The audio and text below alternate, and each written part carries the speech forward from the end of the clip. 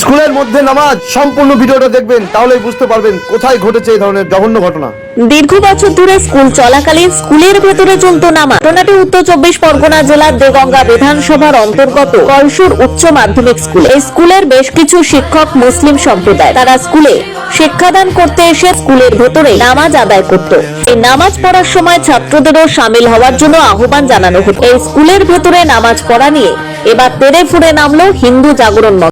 স্কুলের মধ্যে নামাজ পড়া হচ্ছে, আমরা কোথায় বাস করছি এটা অন্য কোনো জায়গার ঘটনা নয়, আমাদের উত্তর 24 পরগনার হাবড়া ব্লকের কলসুর স্কুলে। চিন্তা করুন আমরা কোন জায়গায় এসে পৌঁছেছি। এই তৃণমূল আরো কিছুদিন ক্ষমতায় থাকলে আমাদের রাজ্যটাকে কোথায় নিয়ে যেত, একটু গভীরভাবে চিন্তা করবেন সবাই। ভাবুন একটু, স্কুলে মুসলমান টিচারের সংখ্যা বেশি হয়ে যাওয়ায় তারা স্কুলে নামাজ পড়া চালু করেছে। আজকে যদি ভারতবর্ষে মুসলমানদের সংখ্যা বেশি হয়ে যায় তাহলে ভাবুন পরিস্থিতি কোথায় গিয়ে দাঁড়াবে। এত কিছু ঘটনা ঘটে যাওয়ার পরেও সিপিএম কোনো একটা প্রতিবাদ করেনি, একটা বারের জন্য মুখ খুলেনি। সামান্য মিড ডে মিলের ব্যবস্থা ইসকনের হাতে তুলে দেওয়াতে প্রচুর সংখ্যক সিপিএম কর্মী রাস্তায় নেমেছে প্রতিবাদ করতে। যত প্রতিবাদ সনাতনীদের বিরুদ্ধে। আর স্কুলে তিলক আর তুলসীর মালা পড়ে গেলে এক শ্রেণীর টিচারের জ্বালা বাদে তারা প্রতিবাদ করে স্কুলে তুলসীর মালা তিলক পরে আসা যাবে না। এখন কতজন টিচারের প্রতিবাদ করে গর্জে ওঠে দেখতে চাই আমরাও। এতদিন ধরে আমরা কিচ্ছু জানতে পারিনি, কারণ মমতা বেগমের শাসন ছিল আর এই প্রশাসন মুখে কুলু পেটেছিল।